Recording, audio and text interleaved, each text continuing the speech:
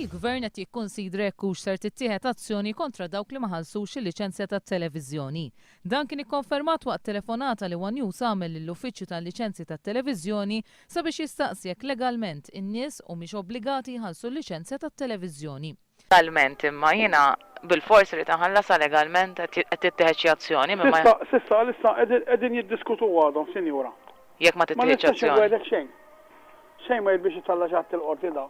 Għal-mistoqsija parlamentari tad-deputat laburista Luċċano Busuttil, il-Ministru Ostinga twieġeb li fl-2011 il-fuq minn 65,000 ħallsu din il-liċenzja.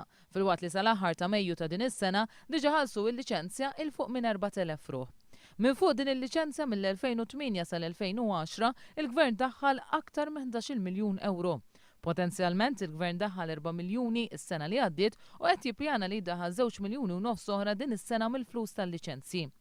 U dan meta fil-programm elettorali tal-Partit Nazzjonalista fl-aħħar elezzjoni ġenerali Weghda numru 11 kienet tgħid li t-taxxa tal-liċenzji tat-televiżjoni kienet ser titneħħa għaliex kien intqal li m'għadux żmienha bl-intenzjoni li tħalli aktar flus fil-bwiet tan-nies.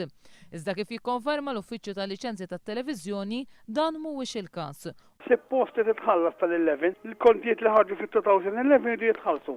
Eta fil-għala x'press li kienu qalu li. Ejwa naf, imma l-ordni hekk tawilna. U skont l-istess uffiċċju fil-jiem li ġejjin ser jinbagħtu aktar ittri lin-nies biex iħallsu din il-liċenzja. Bas semmu ma li printjaw 7,000 kont ieħor nibagħtuhom nerġgħu reminder.